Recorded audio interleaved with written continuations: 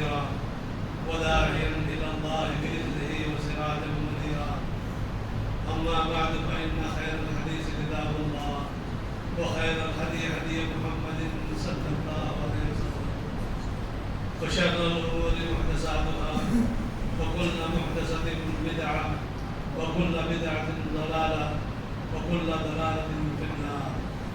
وقد قال الله تبارك وتعالى في القرآن المجيد والفرقان الحميد: أعوذ بالله السميع العليم من الشيطان الرجيم واصبر نفسك مع الذين يدعون ربهم بالغداة والعشي يريدون وجهه ولا تعد عيناك عنهم تريد زينة الحياة الدنيا ولا تطع من أغفلنا قلبه عن ذكرنا واتبع هواه وكان أمره فرطا. برادران گرامی، عزیز دوستوں اور بھائیوں، اللہ رب العالمین کا ایک کلام مجید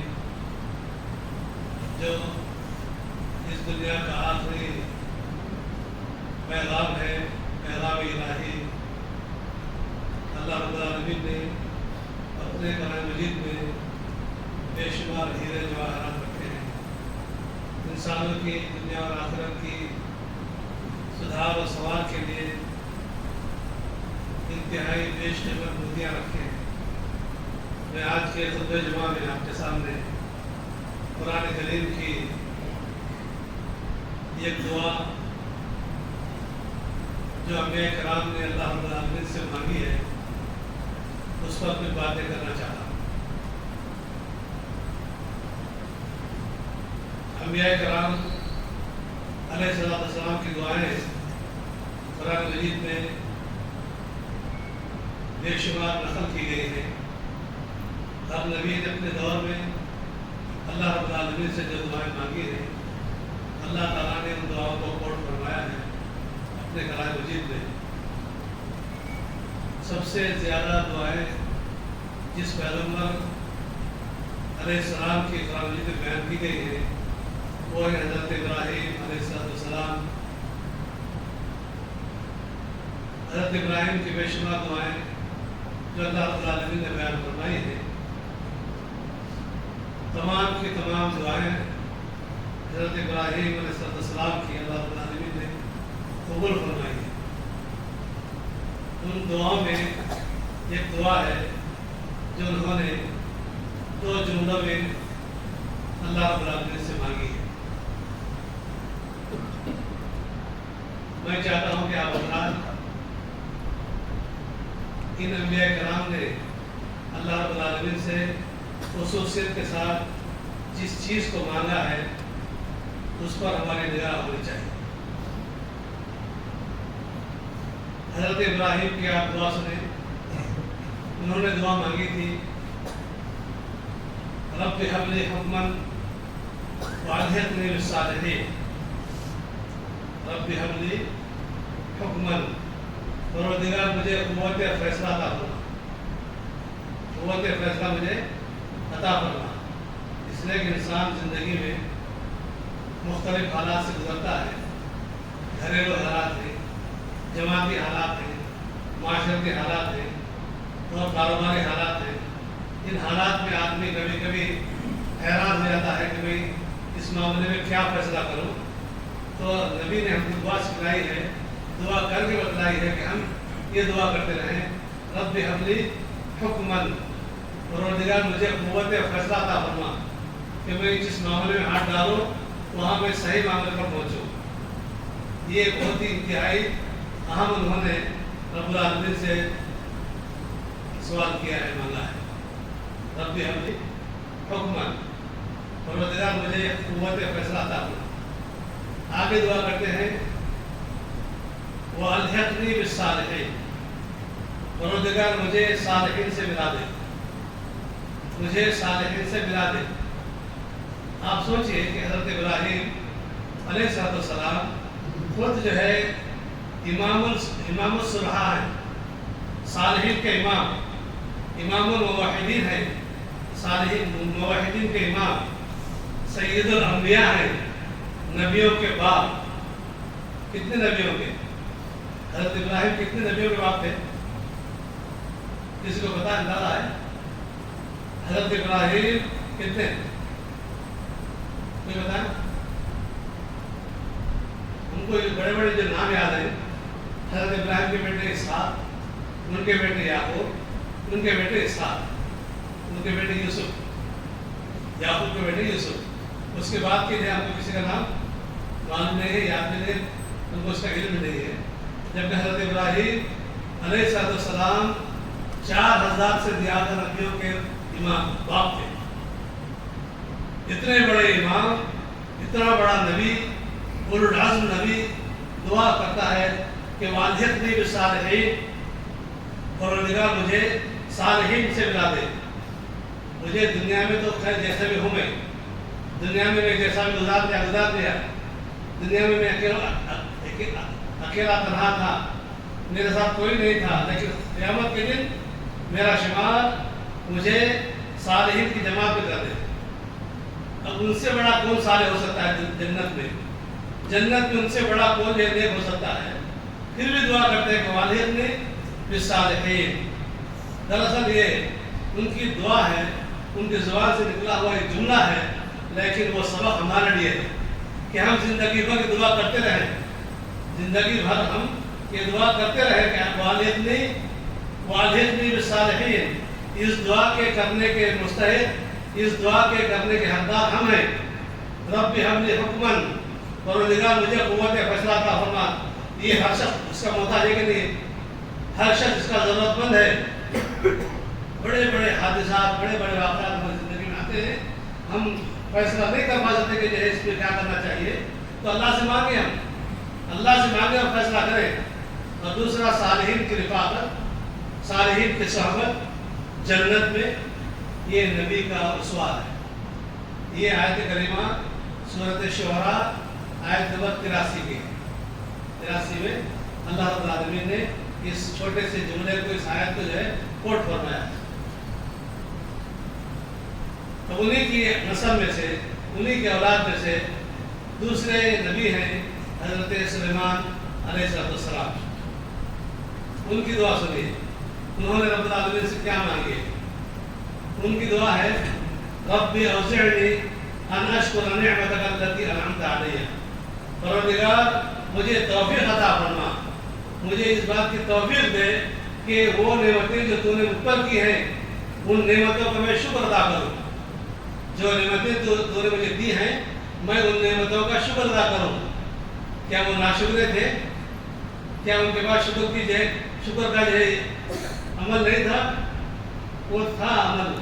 لیکن یہ دعائیں اللہ رب العالمین ان کی زبانوں سے کروا کر ہم کو یہ نصیحت کر رہا ہے کہ تم زیادہ مستحق ہو نعمتوں کے شکر گزاری کرنے کے. رب اوزعنی ان اشکر نعمتک التی انعمت علی. پروردگار مجھے یہ توفیق دے کہ میں تیری ان نعمتوں کا شکر ادا کروں جو تو نے مجھ پر نشاور کی ہے. کتنی نعمتیں ہم پر اللہ تعالیٰ نے عنایت فرمائی، کتنی جاری بیٹھی ہے. آپ میں گنیے یہ نعمت، یہ نعمت، یہ نعمت، ہر نعمت کا شکر ادا کیجیے. حضرت موسیٰ سے اللہ رب العالمین نے ایک مرتبہ کہا تھا کہ موسیٰ تو میری نعمتوں کا شکر ادا کر. تو موسیٰ نے کہا تھا کہ پروردگار نعمتوں کی شکر ادا کرنے کی توفیق بھی یہ تیری نعمت ہے. نعمتوں کے شکر ادا کرنے کی توفیق جو مجھے توفیق دے گا یہ بھی تیری نعمت ہے، میں اس کا کب شکر ادا کروں. یہ دیکھیں نبیوں کا انداز سوچنے کا. ہمارے پاس نعمتیں ہیں، ہمارے پاس اللہ تعالیٰ کی بڑی بے شمار عنایتیں ہیں، اس کا فضل ہے، کرم ہے، اس کی مہربانی ہے، اس کی عنایتیں ہیں ہمارے پورے بدن میں، ہمارے پورے گھرانے پر. لیکن ہم کو کبھی نعمتوں کے شکر ادا کرنے کی توفیق بھی نہیں ملتی ہے، احساس بھی نہیں ہوتا ہے. کبھی ہم نے سوچا بھی نہیں ہوگا کہ جو ہے ہم کو یہ دعائیں کرنی چاہیے. قرآن مجید کی آیتیں نمبر سے میں ذکر کر رہا ہوں، ان آیتوں کو قرآن ترجمہ پڑھ کے سنیے، دیکھیے، آپ پڑھیے کہ اس میں اللہ رب العالمین نے ہم کو کتنی نصیحتیں کی. حضرت سلیمان کی دعا ہے رب اوزعنی ان اشکر نعمتک التی انعمت علی. نعمتوں کے شکر ادا کرنے کے ہم کو اے اللہ توفیق عطا فرما. وان اعمل صالحا ترضاه، یہ نہیں رب اوزعنی ان اشکر نعمتک التی انعمت علی وعلی والدی، تو نے مجھ پر نعمتیں عطا فرمائی ہیں اور میرے والدین پر بھی تو نے نعمتوں کا جو ہے حضور فرما دیا ہے۔ ان کے والد کون تھے؟ حضرت داؤد علیہ السلام، حضرت داؤد بادشاہ، سلیمان بادشاہ۔ اللہ رب العالمین نے ان کو ایسی حکومتیں دی تھی کہ اس کے پہلے بھی اس کے بعد بھی کسی کو اتنی بڑی حکومت نہیں ملی ہے۔ آج امریکہ کے پاس بھی کچھ بھی نہیں ہے جتنی ان کے پاس نعمتیں تھیں، کسی کے پاس کچھ نعمتیں نہیں۔ تو ایسے بڑے پیغمبر دعا کرتے ہیں وَعَلَى وَالِدَيَّ وَأَنْ أَعْمَلَ صَالِحًا تَرْضَاهُ، پروردگار تو مجھے یہ بھی توفیق دے کہ میں ایسا عمل کروں جو تجھے راضی کرنے والا ہو۔ یہ ایک جملہ دیکھیں نبیوں کا، میں ایسا عمل کروں، مجھے توفیق دے کہ میں ایسا عمل کروں جو تجھے راضی کرنے والا ہو۔ اس کے بعد وَأَدْخِلْنِي بِرَحْمَتِكَ، پروردگار تو اپنی رحمت و مہربانی سے، اپنے رحم و کرم کے ساتھ وَأَدْخِلْنِي، مجھے داخل فرما دے فی عبادک الصالحین، صالح لوگوں میں داخل فرما دے۔ کہاں؟ دنیا میں کہاں صالحین ہیں؟ سووں میں جو ہے ایک دو صالح ہوں گے بس، یا ہو سکتا ہے کہیں زیادہ کہیں کم ہو سکتے ہیں، لیکن جنت میں صالحین کی رفاقت چاہتے ہیں، صالحین کی رفاقت چاہتے ہیں۔ وَأَدْخِلْنِي بِرَحْمَتِكَ فِي عِبَادِكَ الصَّالِحِينَ، اے اللہ تو اپنے سارے بندوں میں ہم کو شامل فرما دے۔ یہ دعا کرنا یہ ہمارا حق ہے، ہم کو ضرورت ہے، یہ دعا ہمیشہ کرتے رہنا چاہیے۔ بے شمار دعائیں مانگیں لیکن اس دعا کو نہ بھولیں۔ یہ سورہ نمل کی آیت نمبر 19 ہے، حضرت سلیمان علیہ السلام کی دعا۔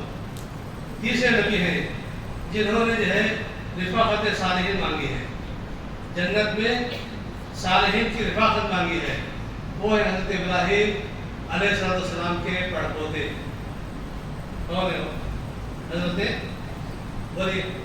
حضرت یوسف علیہ السلام۔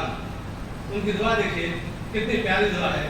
دعا کرتے ہیں انت ولی فی الدنیا والآخرہ، انت ولی فی الدنیا والآخرہ، اے اللہ تو میرا دوست ہے دنیا میں بھی اور آخرت میں بھی۔ یہ حقیقت تھی کہ اللہ تعالیٰ نے ان کو جو ہے اپنا بندہ بنوایا، کنویں میں ڈالے گئے نکالے گئے، جیل میں ڈالے گئے نکالے گئے، جیل سے نکلے تو سیدھے جو ہے تخت مصر کو پہنچا دیے گئے۔ کہتے ہیں کہ انت ولی فی الدنیا والآخرہ، پروردگار تو میرا دوست ہے دنیا میں بھی اور آخرت میں بھی۔ پھر دعا کرتے ہیں توفنی مسلمہ، اے اللہ مجھے حالت اسلام میں توفیق موت عطا فرما۔ حالت اسلام میں کیا کسی نبی کے بارے میں ہم سوچ سکتے ہیں کہ وہ حالت کفر میں مرے گا؟ کیا وہ حالت غیر اسلام میں مرے گا؟ کیا اس کی موت بھی اسلام کے سے ہٹ کر ہو سکتی ہے؟ نہیں ہو سکتی ہے۔ لیکن ہم کو یہ سکھایا جا رہا ہے کہ ہم اس کے محتاج زیادہ، ہم اس کے ضرورت مند ہیں، ہم دعا کریں دعا توفنی مسلما والحقنی بالصالحین، پروردگار مجھے اسلام کی موت عطا فرما اور مجھے صالحین کے ساتھ ملا دے۔ کتنی پیاری دعائیں ہیں، کتنا پیارا ان کا عمل ہے۔ کتنے نبی ہو گئے؟ حضرت ابراہیم، حضرت سلیمان، حضرت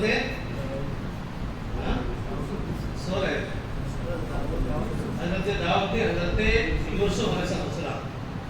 جمعہ کے خطبے میں جاگتے رہیں، نیند آئے تو کھڑے ہو جائیں کہ آج آپ وضو کر کے آئیں تاکہ یہ خطبہ سنیں۔ 4 رکعت کی ظہر کو کٹ کر کے ادا کر کے جو ہے 2 رکعت کیوں رکھی گئی ہے؟ خطبہ جمعہ غور سے سننے کے لیے، معاف کرنا ہے۔ حضرت یوسف، حضرت سلیمان، حضرت ابراہیم علیہ السلام، 4 ہو گئے، 3 ہو گئے نا۔ چوتھے جو ہے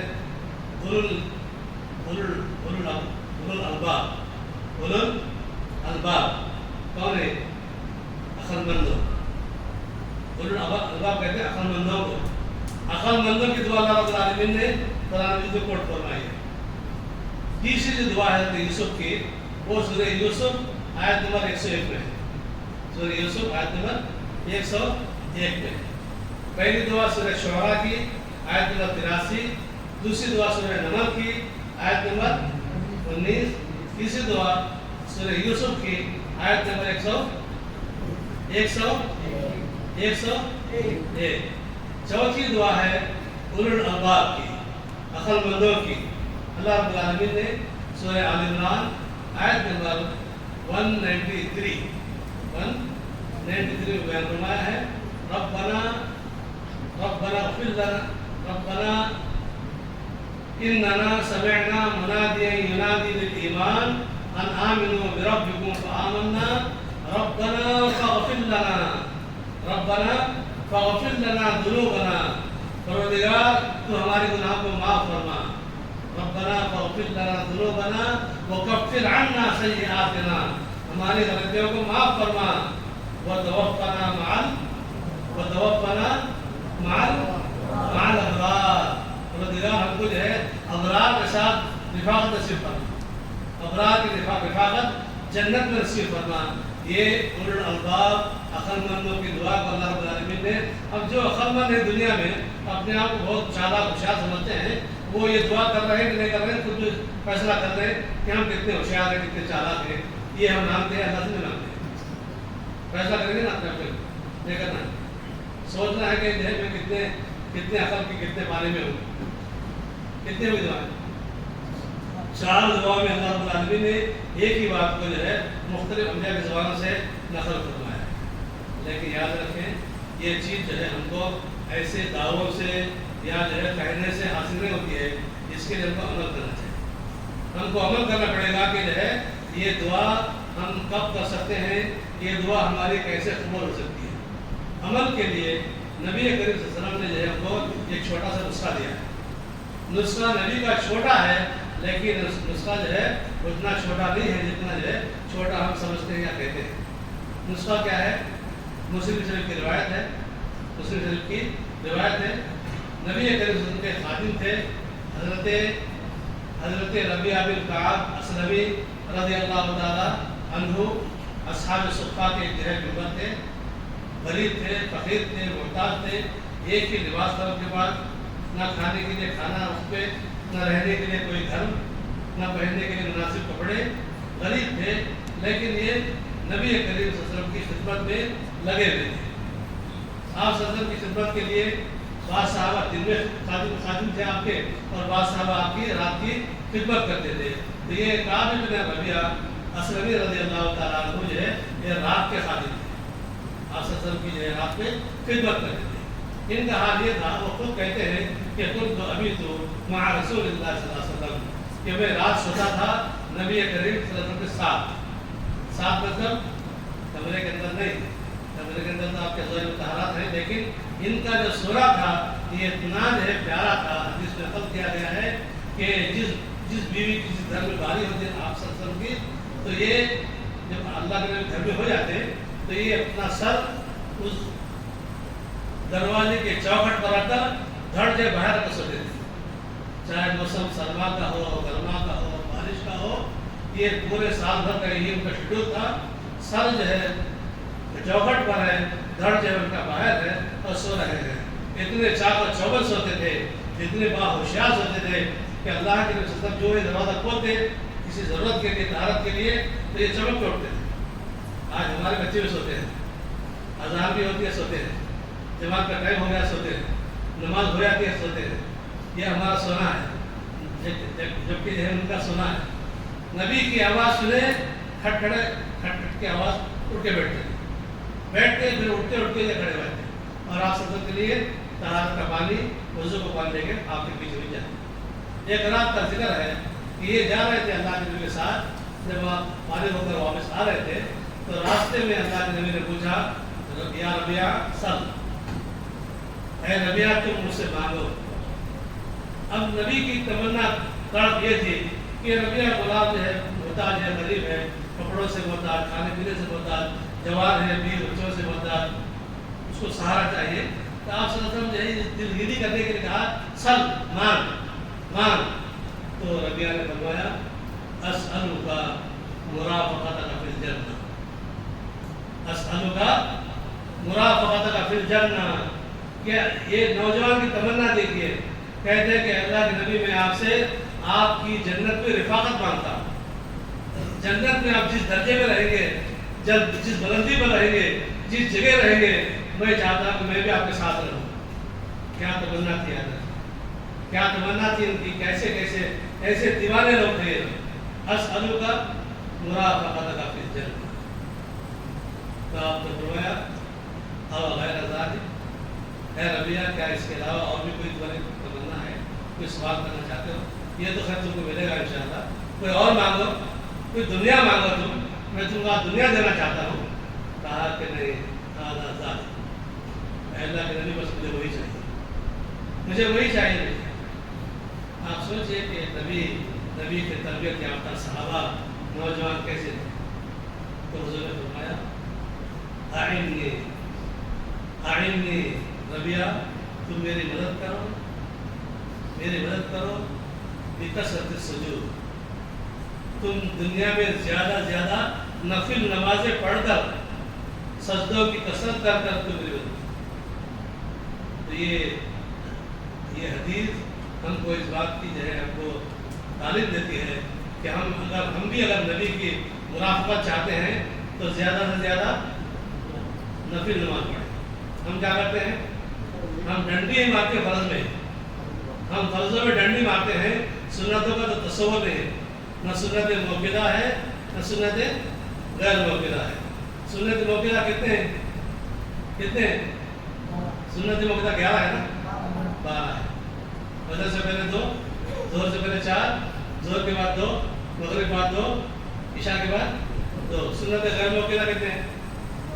سنت غیر موقدہ کتنے ہیں؟ 10 ہے۔